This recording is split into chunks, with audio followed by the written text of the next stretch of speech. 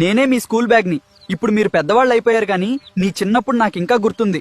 ఉదయం పూట నన్ను భుజానికి వేసుకోగానే మీ మొహాల్లో ఆ ఏడుపు. స్కూల్ వ్యాన్ ఎక్కేటప్పుడు ముందు నన్ను కిటికీలోంచి లోపలికి ఇసిరేసి సీట్ బుక్ చేసేవాళ్ళు. నేను లోపల పల్టీలు కొడుతూ పడిపోయేదాన్ని.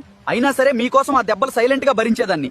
పొద్దున్నే మీ అమ్మ ఎంతో ప్రేమగా పెట్టిన ఆవకాయ అన్నం పెరుగన్నం బాక్సులు లీక్ అయిపోయి నా లోపల ఉన్న సోషల్ పుస్తకాలకి సైన్స్ నోట్స్ కి ఆ ఆవకాయ వాసన పట్టించి చావగొట్టేవాడివిరా. క్లాస్ లో లాస్ట్ బెంచీలో కూర్చుని నా జిప్పు మెల్లిగా లాగి దొంగచాటుగా ఆ మిక్చర్ మేసేవాడివి. నువ్వెక్కడ దొరికిపోతావో అని సౌండ్ చేయకుండా నీ గుట్టు దాయడానికి నేను పడ్డ టెన్షన్ నీకేం తెలుసను. ఆ పక్కోడి పెన్సిల్లు ఎరేజర్ల దొంగతనాలేంట్రా? సగం తిన్న చాక్లెట్ కవర్లు, ఇవ్వలేకపోయిన లవ్ లెటర్లు, నాన్న సంతకం ఫోర్జరీ చేసిన పేపర్లు అన్ని నాలోనే కుక్కి నా ప్రాణాలు తీసావు కదరా.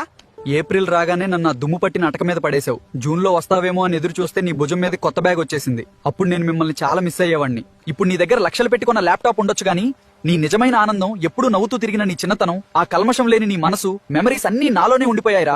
లైఫ్ లో టెన్షన్లతో పిచ్చెక్కినప్పుడు నన్ను ఒక్కసారి దుమ్ము దులిపి చూడు. నా మీదున్న ఇంకు మార్కల్లో నీ బాల్యం కనిపిస్తుంది. నేను నీ స్కూల్ బ్యాగ్ ని కాదు, గడిచిపోయిన నీ బాల్యాన్ని. ఈ వీడియో చూశాక మీ పాత బ్యాగ్, స్కూల్ ఫ్రెండ్స్ గుర్తొస్తే వెంటనే వాళ్ళకి షేర్